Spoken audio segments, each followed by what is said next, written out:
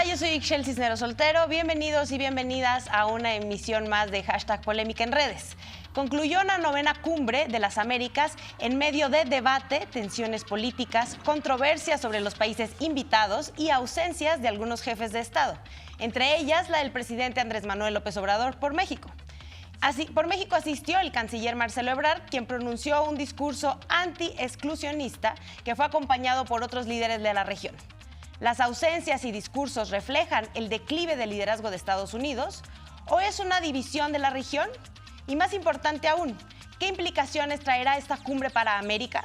De esto y más hablaremos hoy con nuestras y nuestros analistas en esta noche.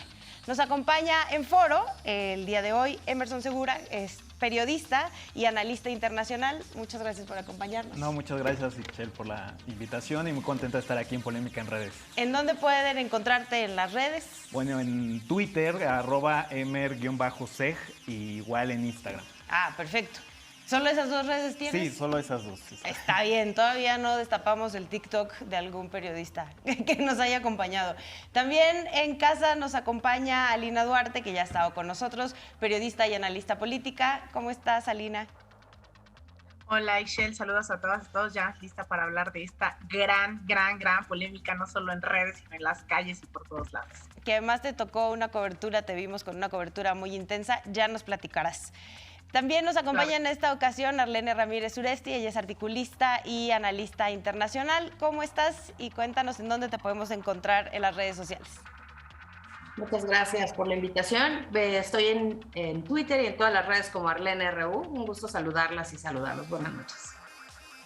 Y a todas y todos quienes nos están viendo, recuerden que pueden participar en nuestra encuesta en Twitter, en YouTube e Instagram. Y la pregunta es, ¿estás de acuerdo con la decisión de AMLO de no asistir a la Cumbre de las Américas porque Estados Unidos no invitó a todos los países de las Américas? A, sí; B, no; C, no sé; D, opina con otro comentario porque siempre nos queda ahí debiendo la D. Comenten, estamos en @canal14mx. Recuerden, nuestro hashtag es Cumbre de las Américas. Y nos vamos primero contigo, Emerson. ¿Por cuál votaste de nuestra encuesta? Bueno, sí, yo sí estuve de acuerdo en que el presidente no asistiera a la Cumbre de las Américas y bueno, creo que justamente su decisión de no ir pone, digamos que una discusión en una cumbre donde difícilmente habría tenido la relevancia política y mediática que atrajo justo la cumbre, justo por la decisión del presidente López Obrador de no asistir, ¿no? Allá en casa, Alina, ¿coincides?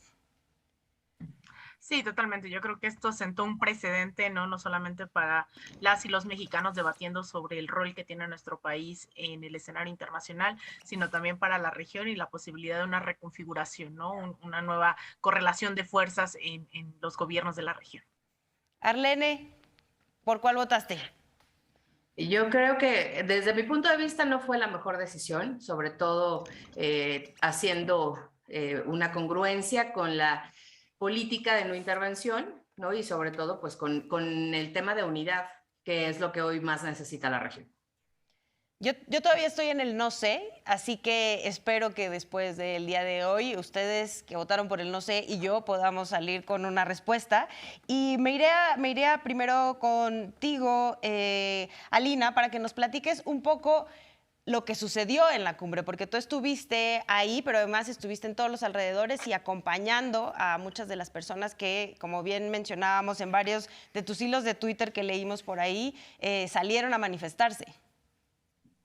Sí, bueno, en realidad creo que el tema de la Cumbre de las Américas pasó a la historia como la Cumbre de la Exclusión, ¿no? Creíamos que en el 2015 la Cumbre de las Américas ya había dado una lección de qué no se debía de hacer, que tenía que ver con excluir a Cuba. Sin embargo, pues no se entendió la lección. Volvimos a un 2022 ahora con 3 países excluidos y esto poniendo en Estados Unidos, creo que quería poner en jaque, ¿no?, la hegemonía que dice tener todavía en la región. Sin embargo, pues dimos cuenta de que no era así, de que hubo un severo cuestionamiento.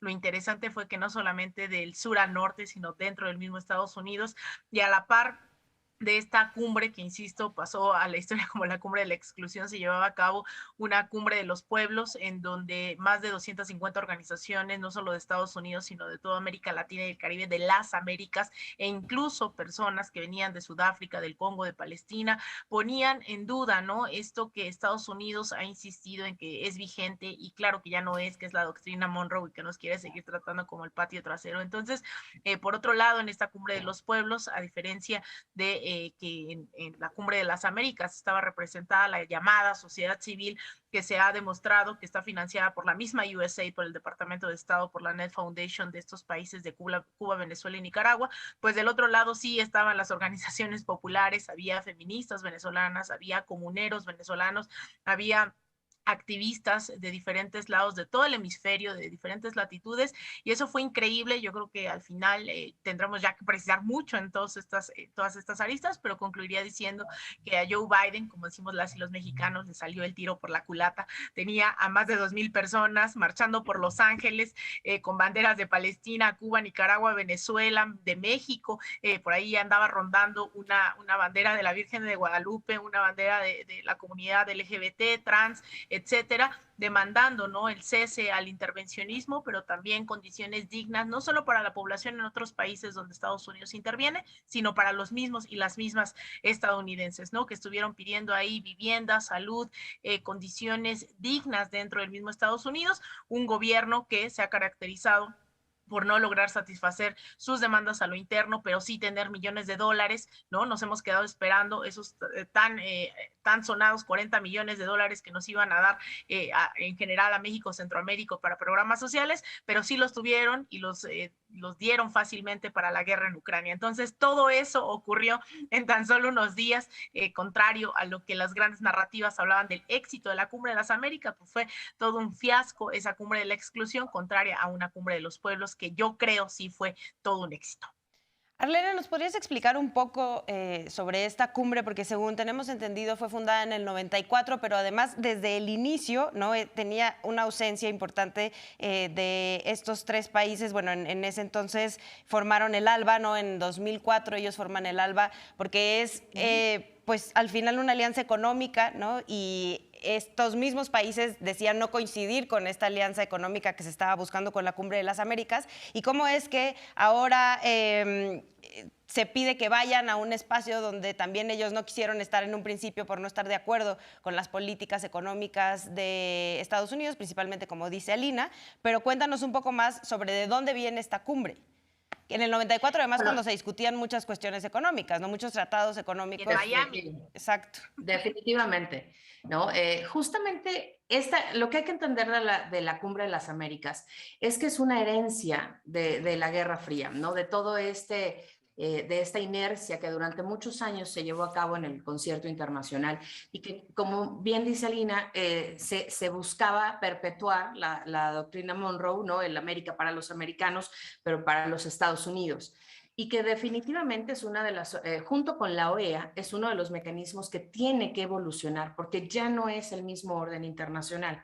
El hecho de que haya una agenda interna en los Estados Unidos queriendo dictar o mandar la agenda regional tampoco es la mejor opción. O sea, la Cumbre de las Américas no es en realidad, hoy en esta emisión, no es un referente de cooperación internacional. Sin embargo, es el foro, o era el foro al menos regional, en el que se tienen que discutir temas importantísimos como la migración. Porque si bien es cierto, hay una gran participación de las organizaciones de la sociedad civil y de eso nadie puede dudar. De hecho, yo creo que es lo más significativo que ocurrió durante la Cumbre de las Américas, ¿no? Y a lo largo de los años, la cumbre se ha convertido incluso en un elefante blanco que no ha generado los mecanismos ni las políticas y mucho menos el fondeo necesario y no lo va a hacer. Lo que hay que tener en cuenta es que hoy los Estados Unidos para nada son un hegemón, ya no son un referente, ¿no?, ni a nivel mundial. Estados Unidos hoy está atravesando por una de las crisis más importantes. Es el fin de la hegemonía de los Estados Unidos desde la época de Donald Trump o quizá antes. Entonces, la Cumbre de las Américas hoy era la perfecta oportunidad para verdaderamente generar una reestructura, no solo en el organismo, sino en los mecanismos de vinculación y de cooperación internacional. Creo que a lo largo de los años, desde 1994, como bien lo dices, se empezó a generar este boom de organismos, ¿no? Con la idea de crear un nuevo orden internacional. La realidad es que seguimos en 2021 esperando la configuración de ese nuevo orden internacional y que, como bien se dice en varios a finales de los 90, ¿no? En varios estudios futurólogos, se decía, bueno, para 2020 el mundo debe tener un nuevo entramado de organismos internacionales, porque ya lo estamos viendo, se han quedado rebasados por la agenda internacional y que además pues no tiene ya un gobierno ni una región la capacidad económica para llevar, ¿no? Todos esos programas, ¿no? a buen término. Hoy lo que estamos viendo son paliativos por aquí y por allá, pero los Estados Unidos hoy en realidad lo vimos con el precio de la gasolina el fin de semana y lo vemos hoy con la calificación baja de Standard & Poor's, ¿no? Y que colapsa algunos precios de activos en la bolsa. Y eso lo vamos a seguir viendo, porque la recesión económica que se enfrenta en Estados Unidos traerá un coletazo para América Latina que va mucho más allá de la retórica política en cualquier país de América, ¿no? Emerson, me gustaría que cerráramos contigo este bloque un poco, que nos platicaras si consideras que está agotada la figura de esta cumbre, pero también el papel y el liderazgo de Estados Unidos en América, ¿no? Que era además preponderante siempre. Claro, sí, es decir, la hegemonía, ¿no? O sea, de Estados Unidos, es decir, si bien se ejercía, y sobre todo después tal vez, como bien menciona Arlene, justo como las cumbres de las Américas como una herencia, ¿no? De la Guerra Fría, creo que una señal es decir, un asunto es la hegemonía de Estados Unidos y otro tema es que no hayan existido tensiones, ¿no? O resistencias. Y justamente esta cumbre yo creo que problematiza, y que creo que ahí es donde radica la importancia del tema del presidente López Obrador, problematiza el tema de la OEA. Es decir, la Secretaría Técnica de la Cumbre de las Américas está auspiciada por la OEA, y que ahora su secretario general es Luis Almagro, el uruguayo, y creo que justamente pone el tema de que la OEA está agonizando como organismo internacional, ¿no? O sea, justamente su incapacidad para procesar, por ejemplo, la transición política y democrática en Venezuela, también su incapacidad en lo que vimos en Bolivia, por ejemplo, y ahora con Yanine Áñez, que ya está también, digamos que en un proceso penal, ¿no? Es decir, justamente por el golpe de Estado. Creo que, y bueno, el mismo tema con Guaidó, creo que pone, digamos, problematiza la relación de Estados Unidos con la región, pero justamente esta Cumbre de las Américas también abre el debate sobre, digamos que, democracias versus dictaduras, ¿no? O sea, que justamente es el corazón también de la exclusión o no de Nicaragua, Cuba y Venezuela, ¿no? Y esa manera un poco binaria, ¿no? De ver democracias versus dictaduras, pues bueno, un poco se cuestiona la autoridad moral de Estados Unidos para que él señale quién es democracia y quién no, bajo qué estándares. Es decir, se destinará recursos para Centroamérica, justamente bajo el argumento de mitigar la migración, ¿no? Cuando también, bueno, Centroamérica, tanto Guatemala como Honduras, ahora está Xiomara Castro, pero es decir, también incluso El Salvador, pues bueno, también podrían tener graves señalamientos sobre si son o no democracia, ¿no? Y creo que esa ecuación binaria se problematiza, la ponen en la mesa. Y es decir, la Cumbre de las Américas pues se hace relevante a partir de la decisión del presidente López Obrador de no asistir, ¿no? Y que también el activismo, un poco en la lógica de política nacional y política exterior, se problematiza en torno a que si el presidente salía o no del país, ¿no? Es decir, antes se señalaba que el presidente no le gustaba salir, que estaba encerrado en Palacio Nacional, y tiene pues básicamente un año que digamos que ha tenido un activismo muy importante en política exterior, ha ido a Washington, el mes próximo se reunirá con Biden, y bueno, y también esto ha relegado de alguna manera también al canciller Marcelo Ebrard, ¿no? Y justo nos queda muy poco tiempo para irnos al corte, pero me gustaría que regresáramos contigo, Alina, para que nos hablaras un poco de cómo se está acomodando geopolíticamente América Latina, ¿no? Y cómo Estados Unidos también, justo leía varias notas, ¿no? Antes de entrar acá, de cómo ha habido ya acercamientos con Venezuela, ¿no? En Estados Unidos, ahora que ya no tienen el petróleo de Rusia, hay ciertos acercamientos con Venezuela, que lo que dicen los expertos es precisamente lo que quieren es el petróleo de Venezuela, ¿no? Entonces, ¿cómo Estados Unidos está jugando esta carta siempre de que él decide quiénes sí pueden entrar a su juego y quiénes no pueden entrar a su juego? Y por ahí también teníamos un tuit de Leonardo Curcio, pero realmente es la declaración de Luis Almagro, como bien mencionaba, secretario general de la OEA, que yo creo que esta fue la otra declaración que rompió también todas las prensas, ¿no? Donde les llamaba dictadores y que él no le hubiera gustado que hubiera estos dictadores. Vamos a verlo antes de irnos al corte. Que en esta cumbre, en esta sala, estuvieran presentes Pinochet, Videla, Gregorio Álvarez. No me hubiera gustado para nada que estuvieran en esta sala. Dictadura no es un tema de ideología. Debemos ser enfáticos en que nuestra empatía está con las víctimas de las dictaduras, con aquellos que desaparecieron y la familia de los mismos, los que han sido asesinados y la familia de los mismos. Muy controversial también la declaración de Luis Almagro, pero volveremos justo con esto. Ya vi la cara de Alina por allá para que podamos platicar al respecto. Recuerden ustedes que estamos en Twitter en @canal14, también estamos en Instagram y en YouTube y en Facebook.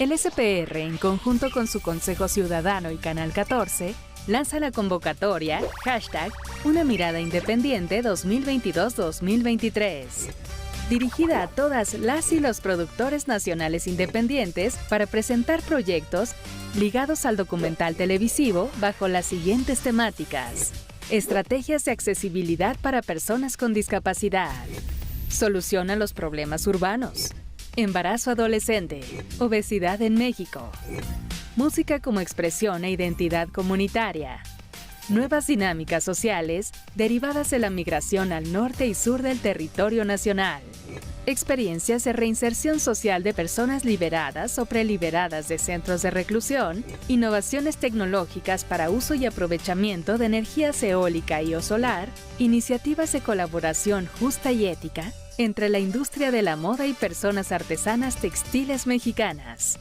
el mole mexicano y sus variantes. Fecha límite de registro de proyectos, 30 de junio de 2022 a las 17 horas del centro.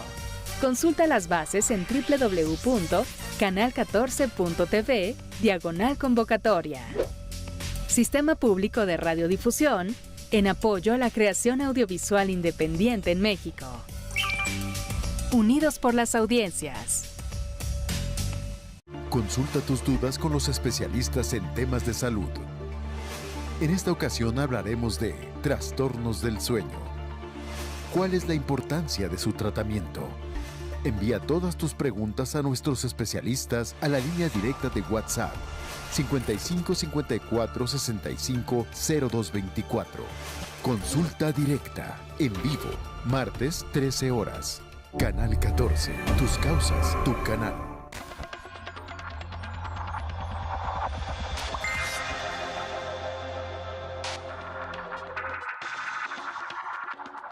Agradecemos sus opiniones y comentarios y les invitamos a que opinen en nuestras redes. Recuerden, estamos en @canal14. Pueden poner el #polémica en redes o también el #Cumbre de las Américas y por ahí les estaremos leyendo y estarán apareciendo acá con nosotros.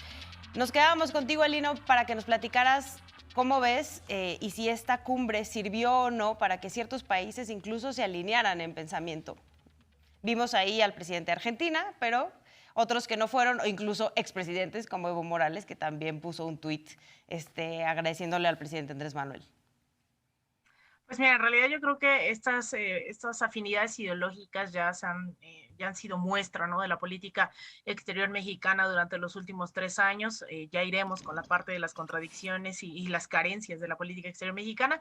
Sin embargo, creo que este respaldo que ha tenido este llamado del presidente López Obrador de no asistir, si no se invitaba a Cuba, Venezuela, Nicaragua, no sorprende, al contrario, refuerza esta postura que se ha venido yendo un poco más a la izquierda. Sobre todo yo lo identifico durante el último año a partir de este discurso que da sobre el aniversario, el natalicio de Simón Bolívar, en donde empieza a puntualizar esto de una nueva región económica, estilo la Unión Europea, en donde habla ya del bloqueo a Cuba, donde directamente ya pone más temas sobre la mesa que en algún momento no sabíamos si se iba a posicionar o no, y que esto, insisto, se contradice incluso también pues con la política migratoria que tenemos en el sur del país, ¿no? La militarización de la frontera, el hecho de que sí se reciba a migrantes de Afganistán y de Ucrania, pero no se reciba de la misma forma a migrantes que pertenecen a Honduras, a Guatemala, etcétera, etcétera.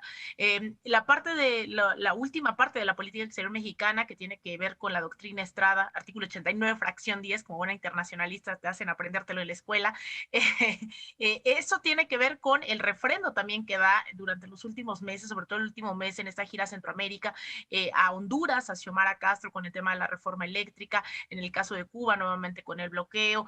Hace unos meses lo veíamos con Pedro Castillo, que también mandó una misión del gobierno mexicano para apoyarlo ante este intento de destitución, lo cual también hay que decirlo, la postura de Pedro Castillo es bastante cuestionable y deja mucho que desear. Cerró su intervención en la Cumbre de las Américas diciendo América para los americanos, lo cual es desastroso, pensando que era uno de los grandes proyectos, ¿no?, de esperanza de la izquierda regional. Deja mucho que desear todas estas contradicciones, la cercanía con Bolsonaro, etcétera. Y en el caso de Alberto Fernández también está en una situación argentina terrible, ¿no? Hay que entender que está endeudado gracias al gobierno de Mauricio Macri, mientras millones de argentinos y argentinas pedían la cancelación de la deuda con el FMI, decidió renegociarla y eso le ha costado confrontaciones internas con Cristina y con todas las bases también kirchneristas. Entonces eso le hace también terminar cediendo y yendo a la Cumbre de las Américas, aun cuando había dicho que no iba a ir, y fue y posicionó nuevamente este discurso, ¿no?, de no exclusión.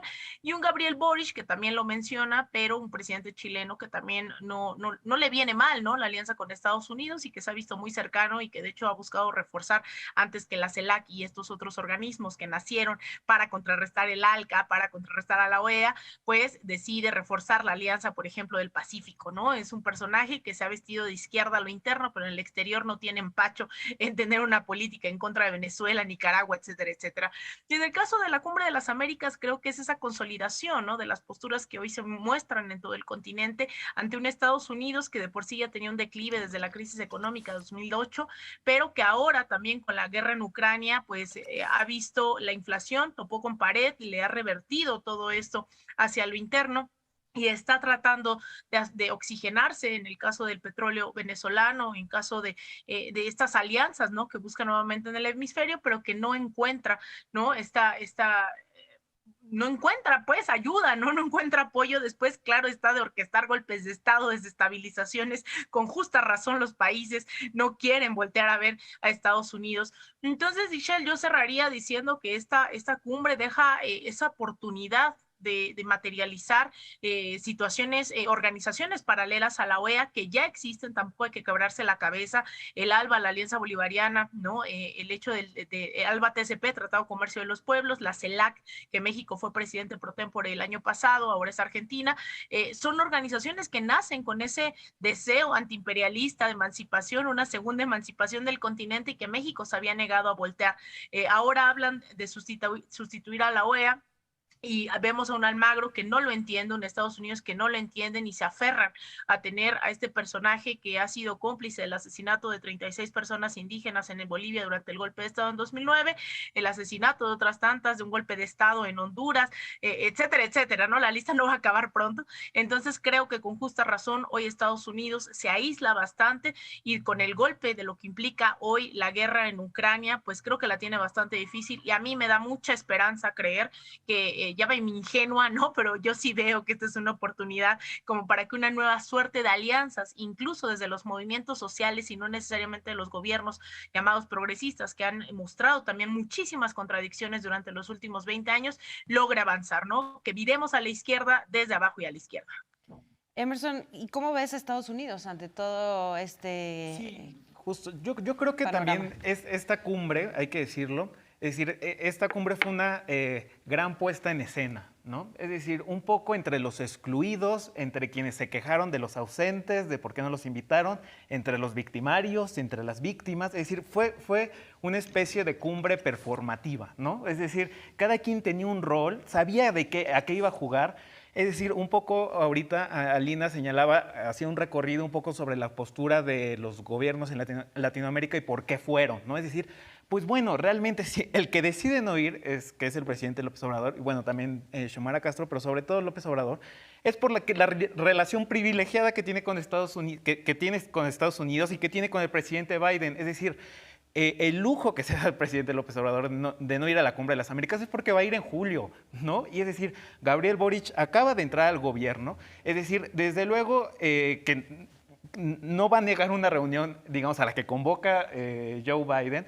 Igualmente Fernández por los temas de deuda y que tiene con el FMI. Y bueno, es decir, creo que esto pone también sobre la mesa que la relación de Estados Unidos con los países latinoamericanos y del Cono Sur no es la misma que tiene México, y que en esa medida la correlación de poder es distinto, desde luego, pero bueno, un poco fue una puesta en escena en que cada uno ejerció el rol que se esperaba, ¿no? Es decir, Almagro ejerció su papel de decir, pues no queremos a las dictaduras, ¿no? Esta cosa que mencionaba yo un poco binaria, pero bueno, es decir, también esto se puede codificar, ¿no? Para unos otros, como pues bueno, le están dando oxígeno a Venezuela y a Nicaragua sobre sus regímenes, sus gobiernos, ¿no? O sea, creo que justamente la Cumbre de las Américas hace eso, ¿no? Es decir, se convierte en política, no, o sea, ese es el espacio ideal para el golpeteo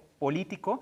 La agenda es lo que menos importó, es decir, el acuerdo migratorio que se anuncia con un nuevo sistema regional, pues bueno, ese sistema regional migratorio pues no contempla los 3 países que expulsan la mayor cantidad de migrantes, que es Cuba, Nicaragua y Venezuela, ¿no? Es decir, creo que justamente la cumbre pone ese acento, ¿no? En cómo el gobierno de México se da unos lujos que otros gobiernos, claramente como el de Boric, como el de Fernández, el mismo Bolsonaro, es decir, no se pueden dar, y que también la correlación de poderes es distinta, ¿no? Sí, justo salió el embajador de Estados Unidos en México, Ken Salazar, a decir que México y Estados Unidos tienen una relación buena y para siempre, ¿no? Y que además vienen muchas cosas buenas, dejando hincapié de que esto no había mermado las relaciones.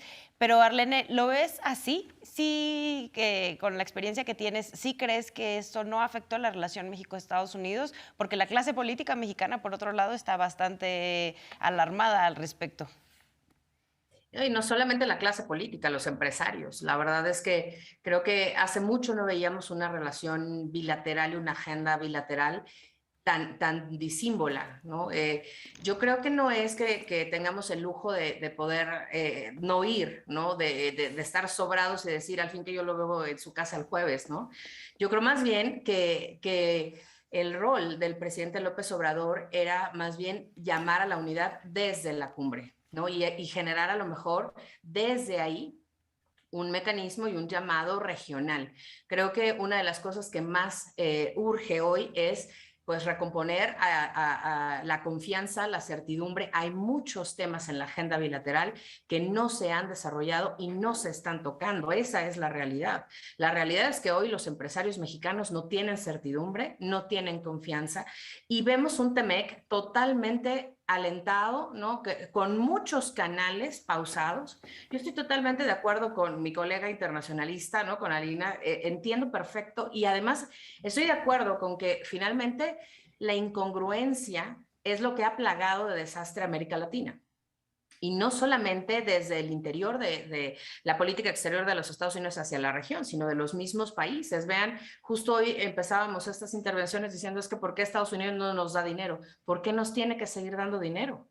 ¿No? ¿Por qué seguimos esperando que Estados Unidos recomponga lo que los países deben componer. Algo que es innegable es que tanto México como los países de América Latina reciben mucho en ayuda internacional, sobre todo para temas de migración. Los países del Triángulo Norte, por ejemplo, son los países que a nivel mundial reciben más ayuda de los organismos internacionales para generar programas de desarrollo humano y desarrollo social que contengan la migración. Y la realidad es que en muchos países la izquierda pues no ha logrado contener esos flujos migratorios, que hoy ciertamente por la sequía hay miles de campesinos. La región cafetalera del centro, por ejemplo, está totalmente seca. El café en Centroamérica y en la parte norte de Sudamérica se está extinguiendo y eso está generando flujos migratorios masivos. El gobierno de México será, por la cancelación del título 42, será responsable de la atención humanitaria, de salud, de educación y de programas sociales. Y de eso tenía que hablar el presidente López Obrador ahí. Por eso yo comencé diciendo, yo no estoy de acuerdo con que no haya ido, porque era el momento de llamar, no a Estados Unidos, de llamar a los países expulsores, a los países, a los responsables de las políticas nacionales y decir, es que no podemos seguir con un tema asistencialista. El problema de América Latina, el rezago tan grande que tiene América Latina, es porque desde que se dio la primera emancipación, ¿no?, de las colonias europeas, seguimos esperando que el gran colonizador nos siga proveyendo y nos siga dando y siga tutoreando. Entonces, en realidad, América Latina es la única región en el mundo que no tiene un modelo económico, político, social propio. Estamos siempre imitando lo europeo. Y en ese sentido, creo que Estados Unidos ha aprovechado perfectamente eso y pues nos ha tenido subyugados por tantísimos años. Pero en realidad lo que requerimos hoy es un liderazgo nuevo, no un liderazgo añejo que quiera repetir patrones. La Alianza Bolivariana hoy ya se demostró que no es lo que requiere América Latina. Lo que requiere América Latina son trabajos, es un aprovechamiento del agua. ¿Qué vamos a hacer? América Latina ya no tiene agua. Eso es lo que debió haber hablado el presidente López Obrador y haber llamado a quienes estaban sentados ahí a dejar de esperar que Estados Unidos desembolse el dinero que ya no tiene, porque algo que debemos decir claramente es que justamente desde que Barack Obama fue presidente y Joe Biden su vicepresidente, las políticas migratorias se súper encrudecieron contra América Latina y se recortó una gran cantidad de recursos, ¿no? Alina, ¿coincides en esta visión? No. No, mira, yo creo que no es estar esperando incluso que Estados Unidos nos dé dinero, ¿no? Incluso yo lo vería en términos de reparaciones. Lo que hoy está ocurriendo en gran parte de los países tiene que ver justamente por Estados Unidos. En Honduras, yo no pediría que les estén dando dinero, pero sí que no se hubiesen metido en un golpe de Estado en el 2009 que ha sido comprobado en contra de Manuel Zelaya. Estados Unidos lo orquestó y eso le causó devastación brutal al pueblo hondureño y después volvió a meter las manos en Honduras en el 2007 con las elecciones, en la cual murieron muchísimas personas en esas elecciones, hubo un fraude y después Juan Orlando Hernández volvió, a pesar de que ni siquiera estaba legislada la reelección, volvió a imponerse como presidente y ya cuando Estados Unidos no le funcionó, ahora sí lo mete preso y está en Nueva York, ¿no? Y esa es la historia, incluso de muchos de los tradiciones, esta sería una gran lección incluso para la derecha en América Latina y el Caribe, el hecho de tener a estos personajes títeres, ¿no?, que los usa Estados Unidos y después los desecha con la mano en la cintura, tal es el caso de Yanine Áñez, ¿no? Nuevamente, en el caso de Bolivia, no estamos esperando también que mande dinero, incluso durante el gobierno de Evo Morales se negó a aceptar préstamos del Fondo Monetario Internacional y lo primero que hizo Yanine Áñez al llegar, ¿no?, de manera golpista al gobierno en octubre del 2019 fue justamente endeudar al pueblo boliviano y apenas recuperando la democracia con Luis Arce, devolvieron ese dinero a pesar incluso con intereses, ¿no? Ahí Estados Unidos nuevamente metió la mano, no estamos esperando, ¿no?, que les den dinero, sino que no se metan en los asuntos internos, y es algo que Estados Unidos no sabe hacer, ¿no? En el caso de El Salvador, muchos se hablan incluso de la violencia, de las maras, lo cual es real, pero lo que no se dice es que esas mismas maras fueron creadas en Los Ángeles, y después los deportaron nuevamente a El Salvador, ¿no? Después de enseñarles funcionaban las maras, los deportaron a El Salvador y no obstante también Estados Unidos estuvo participando durante la guerra civil financiando justamente a quienes se oponían al frente sandinista, ¿no? Al FMLN, el FSLN es el de Nicaragua. En el caso de Nicaragua también financió a la oposición, a los contras en contra del FSLN. Es decir, creo que no se busca eso, no estamos esperando nada más que den dinero, sino que dejen de subyugar a los pueblos a través de golpes de Estado, a través de campañas de desestabilización desestabilización, a través de financiamiento de las llamadas sociedad civil en el caso de Centroamérica, comprobado en el caso también de Venezuela, y que también incluso eso, no solamente que no meta las manos, sino que deje de asfixiar a los pueblos, ¿no? Yo creo que el tema de Cuba, Nicaragua y Venezuela no tiene que ver con Nicolás Maduro, no tiene que ver con Daniel Ortega ni con Díaz-Canel, tiene que ver con la asfixia sistemática del gobierno de Estados Unidos en contra de estos pueblos a través de mal llamadas sanciones, que no es sino un bloqueo económico financiero. Entonces creo que ahí está el tema, no es el hecho solamente de esperar a Estados Unidos, sino que Estados Unidos de alguna manera ha generado también esta dependencia económica a través de bloqueos, a través de tratados de libre comercio o simplemente la desestabilización de los países. Nos tenemos que ir a un corte, pero veo entusiasmados tanto a Emerson como a Arlene para continuar con la plática. Recuerden que nos pueden encontrar en @canal14. ¿Ustedes qué piensan? Todavía tienen tiempo de votar en nuestra cuenta de Twitter, en Instagram o en YouTube sobre si estuvo bien o no que el presidente Andrés Manuel no fuera a esta Cumbre de las Américas porque no habían invitado a los otros países de América Latina.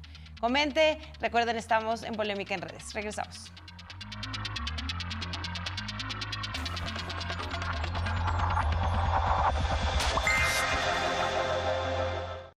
Encuentra tus causas en nuestras recomendaciones semanales. La rivalidad provoca una lucha por el poder. Nada les valió, se les cerraron los espacios. Luego, con otros grupos también disidentes en la Universidad de Guadalajara, se hicieron Frente Estudiantil Revolucionario. Pues nos dejan, nos abandonan los unos, ya no se va a manipular. O sea, ya había otras gentes, sí, ya se había fusionado. Ahí precisamente nace, ahora sí, nace el FER. Clandestino. Para la mente y el cuerpo, el movimiento es la clave. Al tener un dueño deportista, los perros lo disfrutan mucho. Para el perro siempre es muy padre, mucho beneficio, tanto mental como físicamente, el tener un dueño así, ¿no? O sea, es un binomio que se genera muy padre, hay mucha complicidad. Salud y deporte. Canal 14, tus causas, tu canal.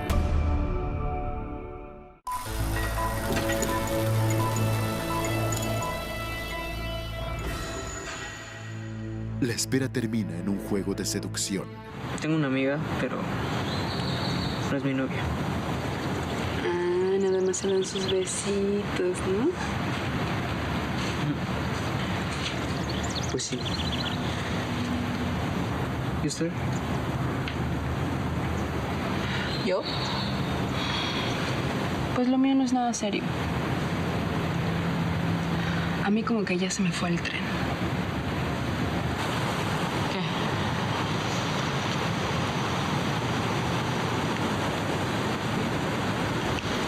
Cinema 14 presenta Las Horas Muertas. Función estelar, lunes 22 horas. Canal 14, tus causas, tu canal.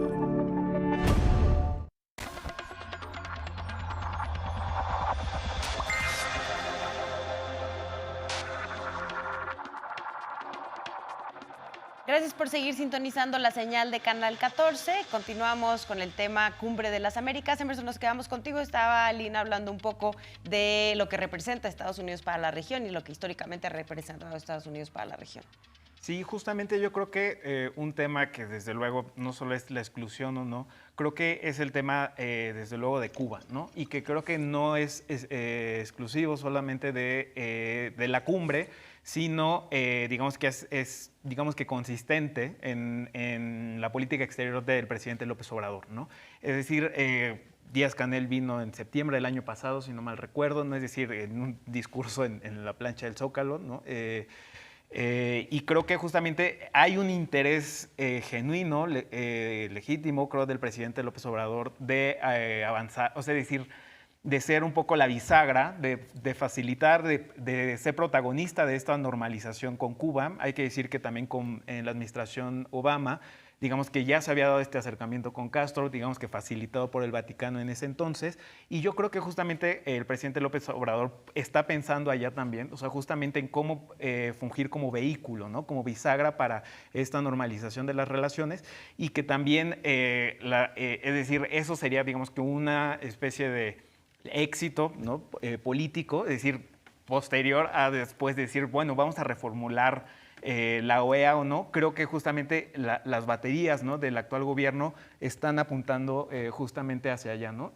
Y también otro tema sobre, es decir, se necesitan recursos para el desarrollo en Centroamérica o en América Latina. Estamos o no esperando la cartera de Estados Unidos vía USAID, por cierto, los recursos que ahora se van a enviar tras este acuerdo migratorio. Creo que también hay un tema que es, o sea, desde luego geopolítico, en términos de que no solo está Rusia y Ucrania, sino que también hay un crecimiento, desde luego, de inversiones y digamos que una manera de control económico, pues que no necesariamente viene de Estados Unidos, sino también de China, ¿no? Es decir, es un asunto también de balance de poder que, bueno, en medida si Estados Unidos no destina recursos a Centroamérica y América Latina para su desarrollo, para su crecimiento, pues bueno, va a llegar China y lo va a hacer, ¿no? Y es decir, pues bueno, va a firmar Venezuela un acuerdo con Irán justo en estos días por 20 años, ¿no? O sea, creo que justamente es un asunto de balance de poder, de que, bueno, el argumento sobre cómo América Latina se relaciona con Estados Unidos y digamos que bajo el yugo yanqui, ¿no? Es decir, bueno, pues si no son, si no es Estados Unidos, será China o Rusia, ¿no? Es decir, creo que justamente es un tema de balance de poder y que desde luego el fracaso de esta cumbre, ¿no?, digamos que advierte digamos que la postura también, digamos que venía también muy a menos, ¿no?, con Donald Trump, es decir, la política de Donald Trump sobre América Latina también fue nula, es decir, también no hubo una intención como republicana real, tal vez como hubo en el establishment con los Bush o con los neoconservadores en algún momento en Estados Unidos, sobre tener una injerencia directa en América Latina, ¿no? Arlene, ¿cómo estás viendo este balance de poderes del que habla Emerson y este liderazgo del que hablabas, ¿no? La necesidad de este liderazgo del que hablabas anteriormente. Creo que tienes cerrado tu micrófono. Estas cosas siempre nos suceden. Sí, perdón, gracias, ya a esta hora. ¿No? Sí, justamente creo que el escenario que describe, ¿no?, era previo a la pandemia. Hoy, con la pandemia y con un mundo que todavía no sale de la pandemia y que está en una crisis en la cadena de suministros y que tiene una guerra entre Rusia y Ucrania y con una crisis alimentaria inminente alrededor del mundo, pues hoy el reequilibrio de poder es totalmente diferente. Yo creo que hoy China tiene otras prioridades, Rusia tiene otras prioridades, Europa tiene otras prioridades, el Medio Oriente tiene otras prioridades. Ahí radica la debilidad de los Estados Unidos. El juego de fuerzas, ¿no? En teoría de relaciones internacionales hay un equilibrio de fuerzas en donde llega un punto, un juego suma cero. Eso es lo que estamos viendo hoy, nadie gana nada. Y justamente lo estamos viendo porque Estados Unidos ya no tiene las variables en control que solía tener antes. Ni siquiera la Unión Europea, con el equilibrio, por poner un ejemplo nada más, Gran Bretaña, por ejemplo, hoy es uno de los últimos países en eficiencia y productividad laboral, cosa que era impensable hace 3 años antes de que estuviera la pandemia. Arriba de Gran Bretaña, por 2 lugares únicamente, está Alemania. Y a la cabeza de la productividad está Luxemburgo. Vean el tamaño del país y la generación de riqueza. Hoy la distribución de la riqueza es totalmente diferente. Y la forma en la que los gobiernos han enfrentado la pandemia ha cambiado radicalmente la forma de relacionarse con el mundo. De tal forma que hoy lo que vamos a ver a partir de este 2022, y ya se está viendo, es una lucha, una guerra por los recursos. Hay un libro fantástico, ¿no?, de justamente del 95, de Paul Kennedy, que se llama Hacia el siglo XXI. Es una lectura que para hoy ya pareciera obsoleta, pero que describe justamente lo que estamos viendo hoy. Una guerra por los recursos y una guerra por la redistribución del poder en función del alimento y del agua potable. Y eso se está trabajando por los expertos internacionalistas desde hace muchos años, porque sabían perfectamente que esto que estamos viendo iba a ocurrir tarde que temprano después de la segunda década del siglo XX, por simple matemática y estadística y probabilidad. Y hoy lo que vemos es a un hegemón deconstruyéndose, pero no para bien, para su propia subsistencia. Estados Unidos está está ávido de recursos, no tiene forma de proveer a su población, y por eso justamente se da la vinculación con Europa y la vinculación con Rusia y el interés que tiene en Rusia hoy en día. América Latina es un campo muy fértil, pero lamentablemente lo que ha dejado toda esta secuela de idas y venidas, ¿no? en democracia, en golpes de Estado, en tantas cosas, pues nos acabamos los recursos. América Latina tenía un gran potencial hace 20 años, que eran los recursos naturales. Y hoy tenemos recursos humanos, pero no recursos naturales. Ese es el talón de Aquiles que debemos atender, y que independientemente de la retórica política y de la visión ideológica, las coincidencias hoy tienen que ir más bien a la subsistencia, ¿no? Y a la generación de un modelo realmente sustentable para la región, sin depender, por supuesto, de ninguna fuerza, porque cometeríamos el mismo error volteando hacia Rusia y volteando hacia China que volteando hacia los Estados Unidos. O sea, el potencial de América Latina está en América Latina, el potencial de México está en México. No, eso es a lo que yo me refiero. No tenemos por qué seguir buscando el paraguas de nadie más, cuando finalmente por la subsistencia pues van a venir, ¿no? Justamente a volver a saquear y aprovecharse cualquiera que sea el escenario. Alina, tendríamos que preocuparnos las y los mexicanos, porque por ahí teníamos un tuit del ex embajador de México en Estados Unidos, Arturo Sarucán, todo un hilo de cómo está muy tensa la relación entre México y Estados Unidos actualmente, como nunca ha estado, ¿no? Según dice el ex embajador en este hilo, que les recomiendo que le echen un ojo. Dice, no me acuerdo de otro momento de tanta tensión y confrontación entre un presidente mexicano y el Congreso estadounidense y ambos partidos políticos. Quizá el único momento similar fueron los años posteriores, y así se da una historia de lo mal que la estamos pasando en este momento. ¿Tenemos que preocuparnos por lo que está sucediendo y después de esta cumbre, lo que sucedió con el presidente al no asistir? Mira, en realidad creo que hay varias cosas, ¿no? Que están sobre la mesa y que en realidad no me preocuparían del todo en este momento, ¿no? Hay diferentes niveles, pues, de preocupación que tendríamos que tener. El tema de la relación bilateral México-Estados Unidos definitivamente creo que no es una de ellas. Seguimos siendo el tercer país seguro, ¿no? Esta imposición de Estados Unidos hacia México por violar tratados internacionales y que los y las migrantes tengan que esperar en nuestro territorio. Sigue habiendo un acercamiento total, ¿no? Entre los dos gobiernos, tan así que el presidente López Obrador va a hacer su tercera visita a Washington. No es el único país que ha visitado 3 veces, otros ni siquiera una, otros evidentemente ni siquiera 2. En el caso de Estados Unidos ya lo hizo con Donald Trump, ya lo hizo con Joe Biden y nuevamente iría con Joe Biden, ¿no? Ya fue no, incluso sería la 4ª vez, ¿verdad? Porque fue también a Nueva York, a las Naciones Unidas. La relación con Estados Unidos es prioritaria en muchos sentidos, no es menor. Yo, asumiéndome absolutamente antiimperialista, también sé que gobernar un país pasa por entender que hay una 1/4 parte de las y los mexicanos en el mundo viviendo en Estados Unidos. Cifras no oficiales hablan de casi 40 millones de mexicanos en Estados Unidos. No es fácil, ¿no? Y Andrés Manuel lo ha dicho y ha sido claro, no es para ponerse con Sansón a las patadas, y yo también lo creo que esa relación no es cualquier relación, además, ¿no? Si de por sí la relación México-Argentina en la Patagonia es difícil, ahora imagínense teniendo de vecino y con esta cantidad de mexicanos y mexicanas, ¿no? En Estados Unidos. Entonces, mucho de qué preocuparse en ese sentido, no.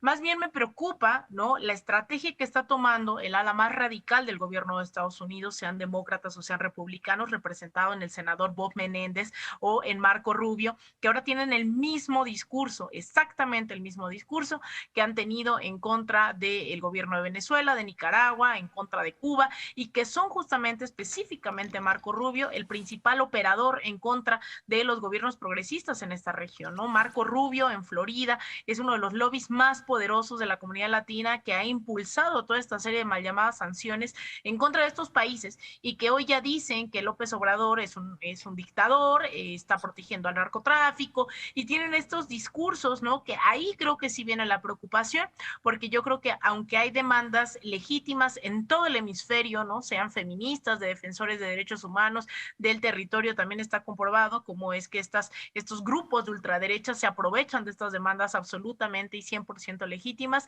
para infiltrar narrativas de desestabilización.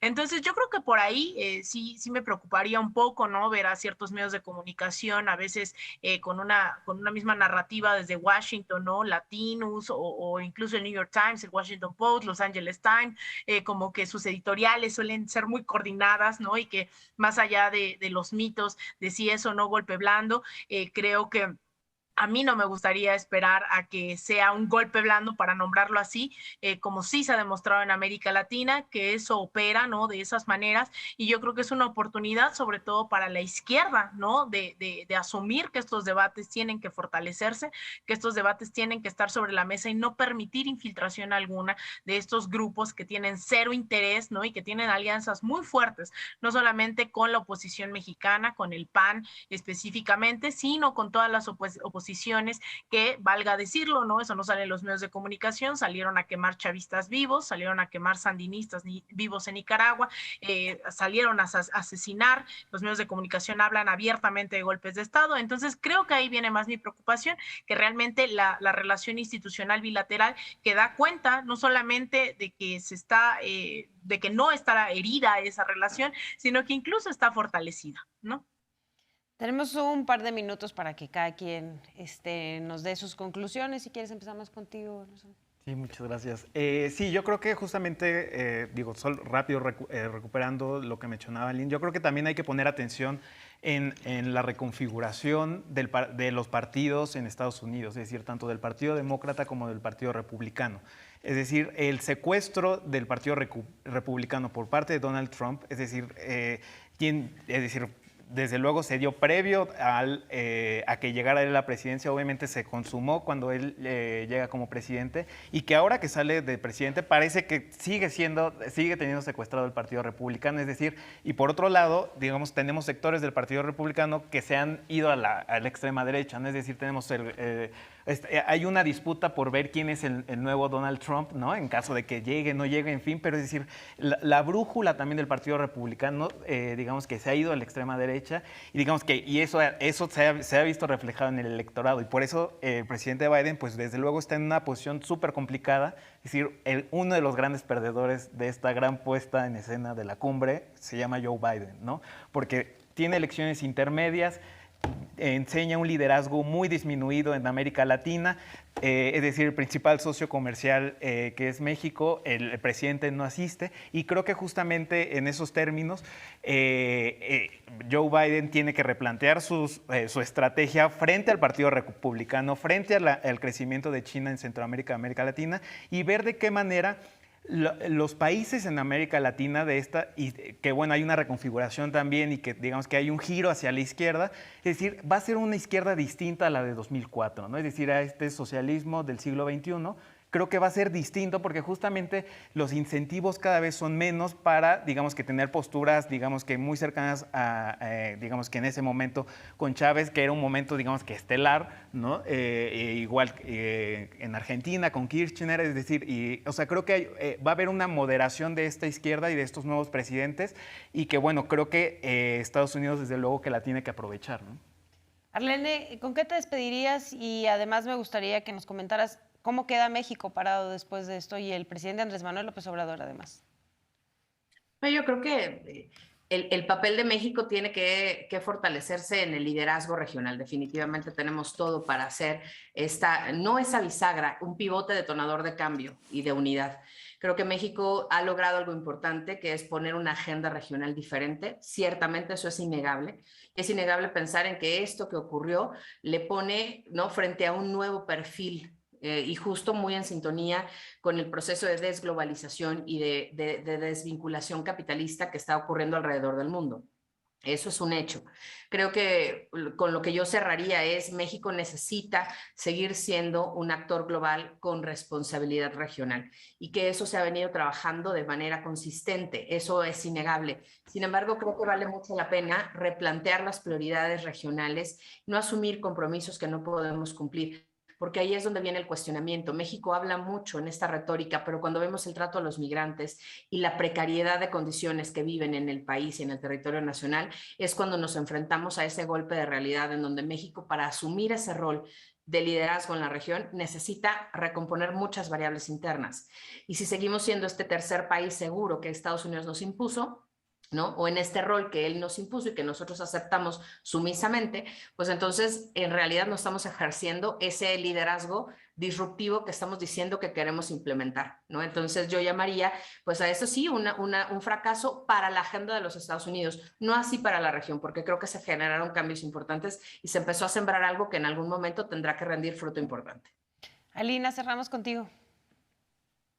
Bueno, pues yo creo que este es un llamado, ¿no? A que así como suena, yo coincido, ¿no? Como suena tan bello, tan poético todo el tema de la política exterior de México, en la cual yo coincido absolutamente, ¿no? En las posturas que ha tomado México durante estos 3 años, sobre todo durante los últimos año y medio más o menos, han sido sumamente dignas, reconocibles, ¿no? Dentro de la OEA, nuestra embajadora, la verdad es que es de las pocas funcionarias que no le pongo ni comas ni puntos, ¿no? A lo que dice, ha confrontado directamente a Luis Almagro, lo cual no lo hace cualquier país, ¿no? Eso es de reconocerse, de reconocer la implementación de programas sociales en otros países, el hecho de dar asilo a Evo Morales, pero yo creo que con esa misma exigencia y esos mismos aplausos, ¿no? Con el tema de la política exterior, estaría bueno reconsiderar el sacar el colonialismo dentro de nuestras instituciones migratorias, el terminar con el racismo, con la xenofobia, el condenar, incluso a mí me llama mucho la atención que haya pasado desapercibido este encuentro que ha tenido el canciller Marcelo Ebrard con el primer ministro de Haití, ¿no? Que está acusado de asesinar al expresidente para quedarse con el cargo, tuvo una reunión, lo cual me parece sumamente grave con Ariel Henry.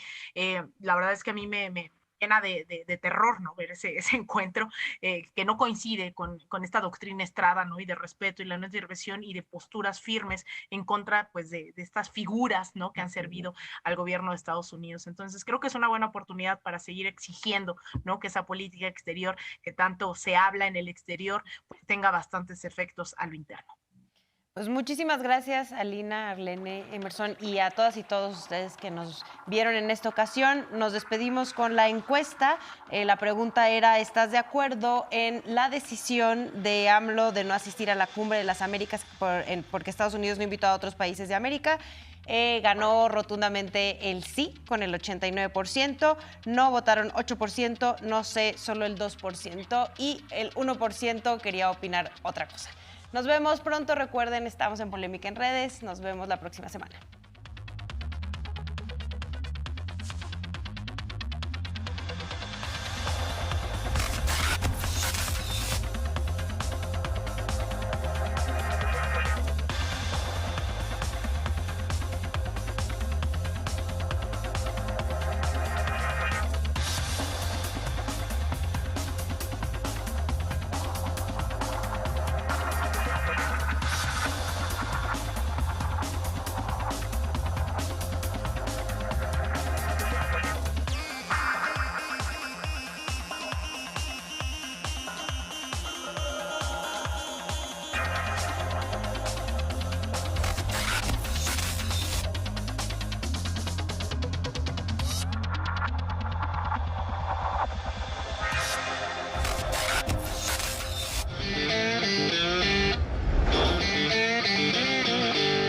¿Hay una tentación de limitar la libre empresa, sí o no? Claro que sí.